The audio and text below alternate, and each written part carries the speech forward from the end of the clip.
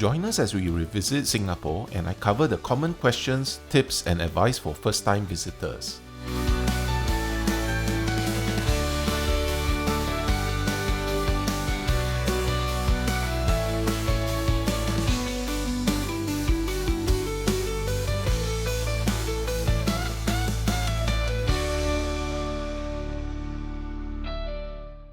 Hi everyone, and welcome to Dan's Destinations. I'm Dan, and I migrated to Australia in 2015, where I enjoy exploring new places and making travel guides to share these places with you all. So if you like my guides, do smash that like and subscribe button to stay on top of our latest videos.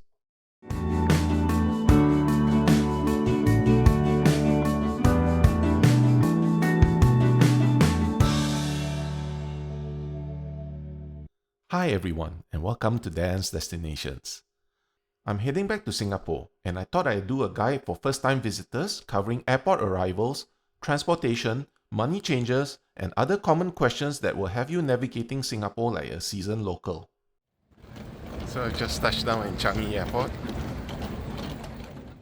Singapore is a tiny tropical island with no natural resources, oppressive humidity, and a national obsession with efficiency so intense that even chewing gum was once considered public enemy number one. Yet, somehow against all odds, they built one of the most fascinating cities on earth. This is a place where ancient temples stand beside billion-dollar skyscrapers, where hawker stalls serve food worthy of kings, and where an airport somehow became one of the city's biggest tourist attractions. The most common way of getting to Singapore is by plane. I flew in from Melbourne, and one of the tips for airlines is to put my phone, watch, and anything metal into my bag before passing through the metal detectors. This will speed up passing through the scanners and you are less likely to forget picking it up. There is only one international airport in Singapore, and it's Changi International Airport. 3 days prior to your arrival, you will need to fill up the Singapore Digital Arrival Card at the Singapore Immigration and Checkpoints Authority website. Choose foreign visitor if you are a tourist. You can only fill this 3 days before your arrival. You will need to furnish all your details, such as name, passport number, and flight details. Once you have filled it, you will receive an acknowledgement email. This digital arrival card is automatically linked to your passport. When you arrive at immigration control, all you have to do is scan your passport at the smart gate, and it will open for you to pass through. After passing through, you only need to collect your luggage from the carousel and exit customs inspection. Changi Airport is incredibly modern and efficient, and you are normally out of the airport within 15 to 30 minutes. One of my useful tips is to place a Samsung Smart Tag or Apple AirTag in my luggage. From the app, I can tell straight away if my luggage made it to Singapore or was delayed at the original departure airport. That way, I'm not stuck waiting at the luggage carousel and can proceed straight to customer service desk if I see that my luggage never made it to Singapore. For visitors who are just transiting Singapore and would like to take a day trip into the city, Changi Airport offers 24/7 baggage storage services, with secure storage desks available across all terminals, both public and transit area, as well as inside Jewel Changi Airport. The one in Terminal 1 is actually within the transit area, for transit visitors to store their cabin luggage before they exit immigration. If you want to store your luggage outside the secure area, then you need to go to Smart Card Desk at Terminal 3, which is near the train to the city, or to the one in Jewel Changi Airport. If you are transiting Singapore and have sufficient time on your layover, there is a free tour to visit Singapore lasting about 3 hours. Details are in the link below. You need to store any bulky luggage in the luggage storage area in the transit area, which I've just discussed. Changi Airport is very close to the city centre, and the most convenient mode of transport is a taxi. The taxi rank is located one level down from the arrival hall exit on level B1. For those travelling with underage children, do note that taxis are exempted from the law requiring child seats. If you are comfortable, you can carry your children on your lap, but if you do need a child seat, then you will need to speak to the usher to make special arrangements. A taxi only takes 30 minutes from the airport to the city centre, and this typically costs around $30 to $40, depending on whether there is a peak hour surcharge. You can pay for taxis using your credit card. Some taxis even offer wireless charging on your ride to recharge your phone. International flights typically arrive at Terminal 1, and there is an MRT station at Terminal 3 of the airport that you can also use to get to the city. This also takes about 30 to 40 minutes and costs typically around $3 to $4 per person. However, when you're carrying heavy luggage and with the Singaporean humidity, I'd normally rather pay the taxi fee to ride in comfort. If you are arriving by cruise ship, the cruise liners typically dock at Marina Bay Cruise Centre, which is a short 20-minute MRT or taxi ride to the city centre. Car rental, toll charges, and parking fees are very expensive in Singapore. Hence, the best way to get around Singapore is to use public transport. MRT is the most convenient way to get around the city in comfort. While in Singapore, Google Maps is one of the best tools to navigate around. Just put in your destination and your start location and choose public transport, and Google will show you which station and MRT line to use.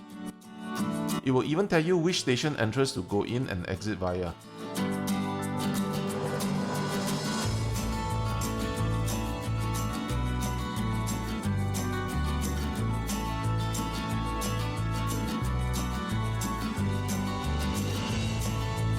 You can pay for your travels using your credit card, debit card, Apple Pay, or Samsung Pay on your phone.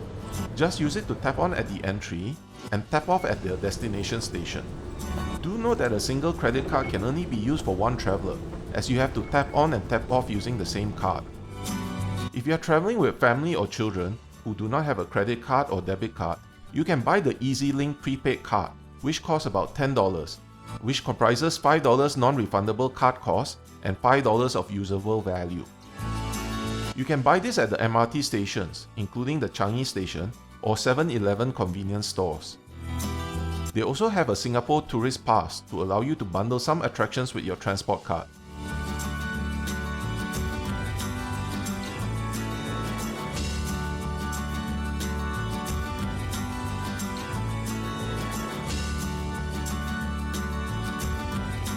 The same concept for MRT applies to buses in Singapore as well.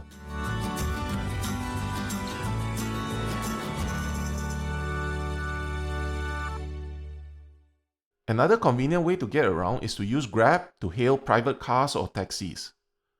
Grab is similar to Uber and is prevalent through the Southeast Asian region of Singapore, Malaysia, Thailand, and Indonesia. When Uber exited Southeast Asia, they sold their business to Grab.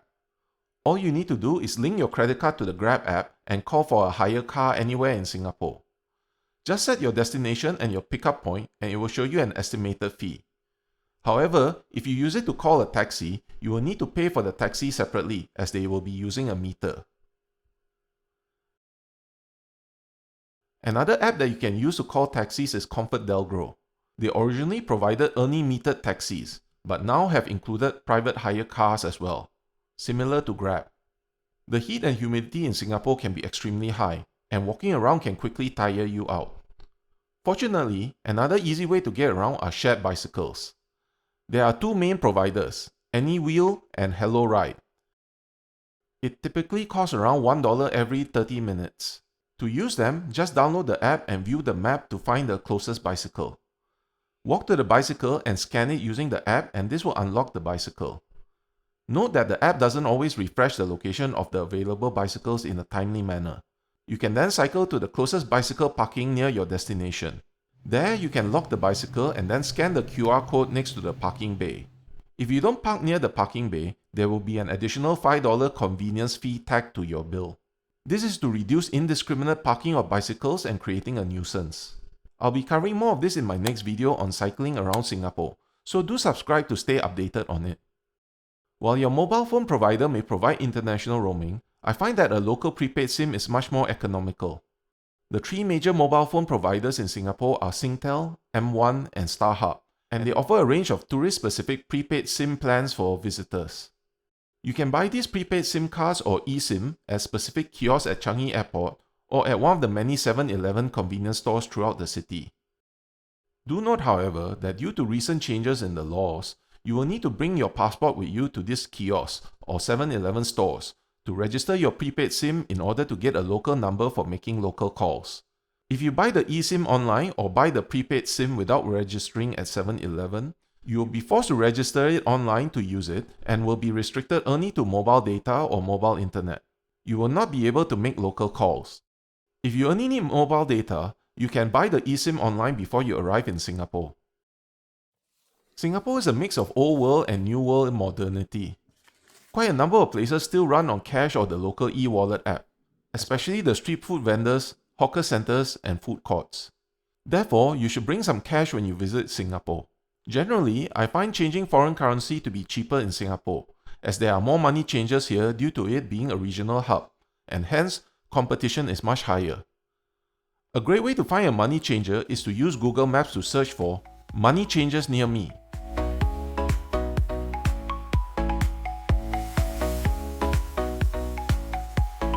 There's normally at least one in each shopping mall.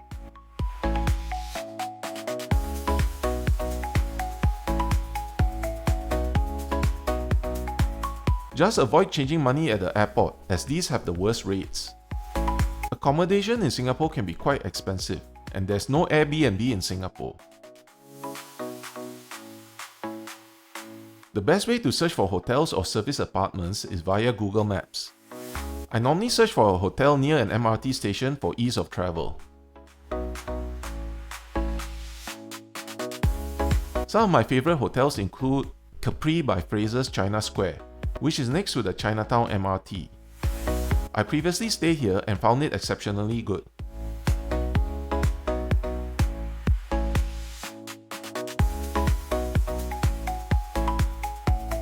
Another favorite is 𝗟𝗢𝗡𝗚𝗏𝗡𝗏 Springs, which is next to the Raffles Place MRT. They offer service apartments for twin and family-sized groups.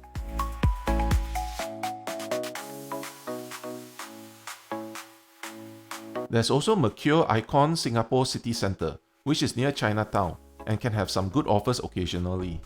Alternatively, there's Heritage Collection on Chinatown. If you are looking for a budget option, there's Quay Hotel Singapore, which is near Clarke Quay.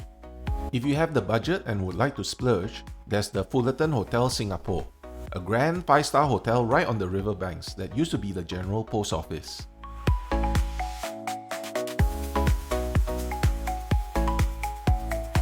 Another 5-star hotel to consider is the Marina Bay Sands Singapore, which will give you access to the Sky Park and the infinity pool at the top. Another key feature to look out for is whether the hotel has a laundry room, or if there's a laundromat nearby, also known as a doby. With the hot temperature and humidity, you will sweat a lot in Singapore, and having a laundry room to wash your clothes will reduce the amount of clothes you need to pack for your visit. One question I frequently see online is people asking if they should include breakfast with their hotel bookings. Singapore is a melting pot of both high-end cuisine as well as mouth-watering street food, where Michelin-starred meals and hawker center masterpieces coexist on the same street. It would be a shame for you to confine yourself to the plain old hotel continental breakfast, when there's so much delicious and cheap food outlets available within walking distance of most hotels. There are hawker centers located throughout the island state, and some of the famous ones include Chinatown Food Court,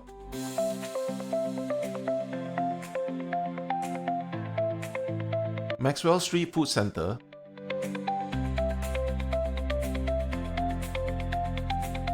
Hong Lim Food Centre. Here you can get yourself a delicious meal of noodles and some sides for less than $5, and a cup of coffee for $2.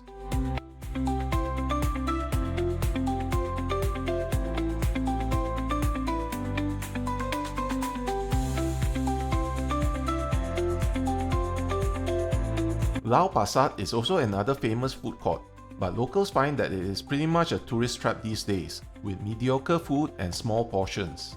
However, it will do in a pinch if you are short on time.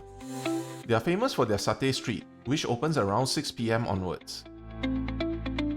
Some key local foods to try in Singapore include kaya toast with eggs,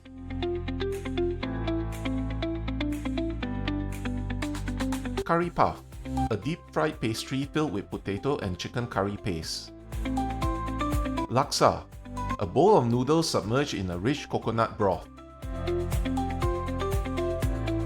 𝗟𝗏𝗡𝗏𝗗𝗏, a fried rice noodle,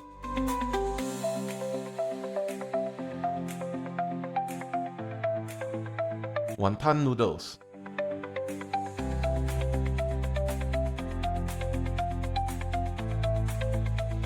Hainanese chicken rice, roti prata,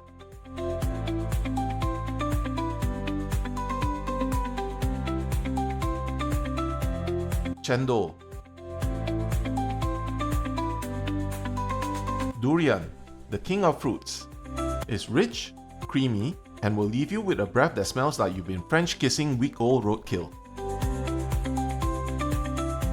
Coconut water and sugarcane water are also great thirst quenchers in the tropical heat. Hawker centers and food courts can be very crowded during lunch hour.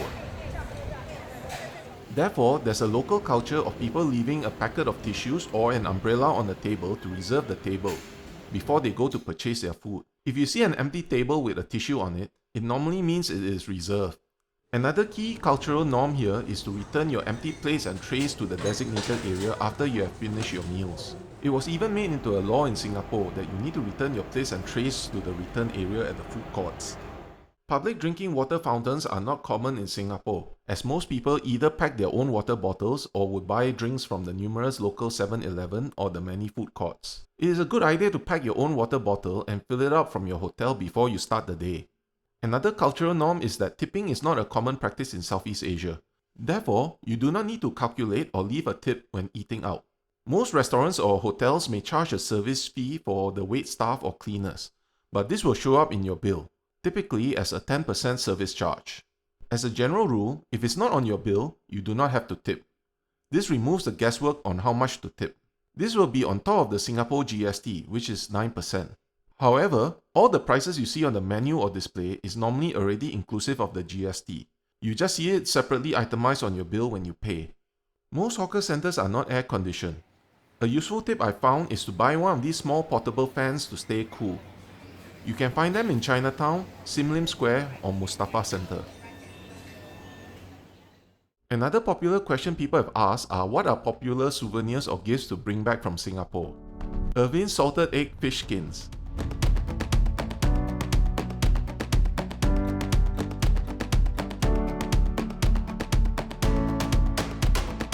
pork jerky,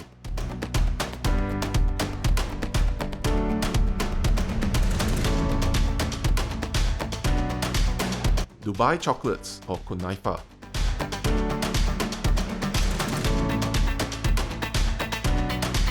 You can also find the usual fridge magnets and t-shirts at Arab Street, Chinatown, and Little India.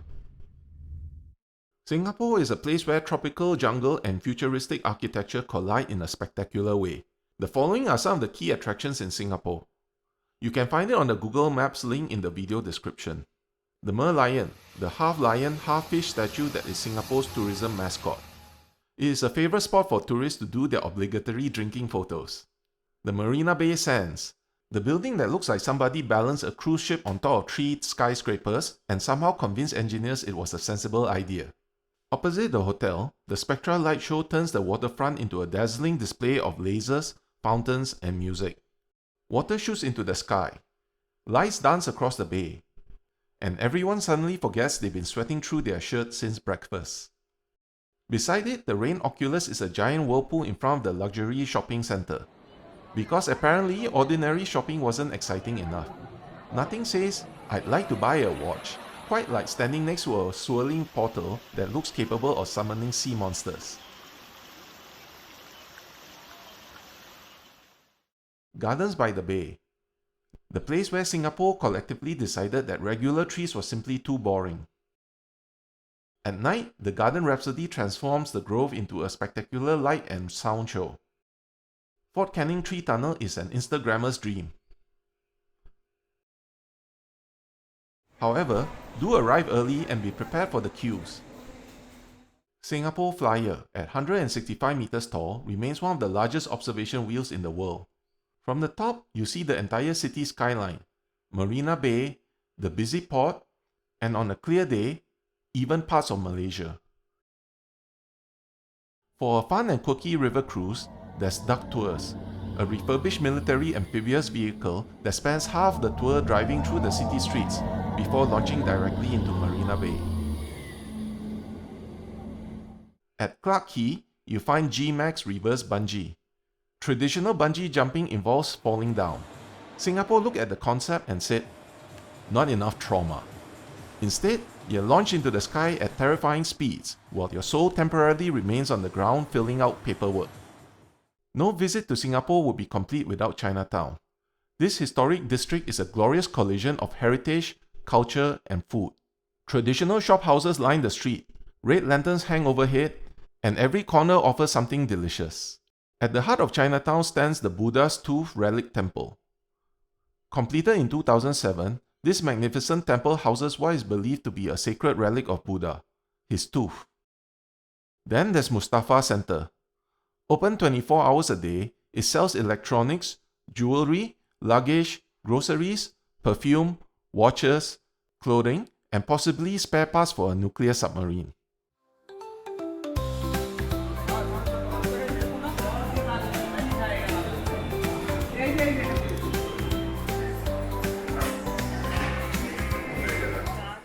Sentosa is Singapore's playground. It is a tropical playground designed to separate tourists from both boredom and disposable income. You find beaches, attractions, adventure parks, luxury resorts, and enough entertainment to occupy several days. Key highlights include Universal Studios Singapore and the Skyline Luge.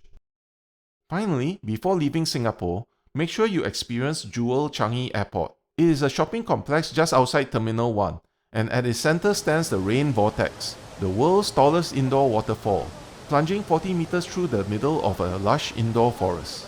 A good tip is to arrive early and check in your luggage with your airline. Then you're free to tour the shopping complex before you pass through immigration. If you prefer to have a tour guide organize all the sites to visit, Viator has some great day tours available, and if you use our link below, it helps us out and doesn't cost you extra. Singapore has tropical weather, meaning you can get rain on some days, and when it comes, it really pours. So having a small umbrella is great for emergencies. So it's good to carry a small umbrella with you when you're here. Carrying packet tissues are a must. They are useful for wiping off sweat or reserving a table at a hawker center. You can buy these at most 7-Eleven stores or most coffee stalls at the food court. A portable handheld fan is great for the heat. Singapore is amazing in its ability to constantly surprise you. One minute you're standing in a centuries-old temple, the next you're watching a futuristic light show beneath artificial super trees. It's a place where you're eating world-class street food from a hawker stall or partaking in high tea next to the ocean. And that's exactly why people keep coming back. That's it for my guide. I hope you found it useful, and if yes, please do hit that like and subscribe button to stay tuned for my next video, where I take you on a cycling tour through the city.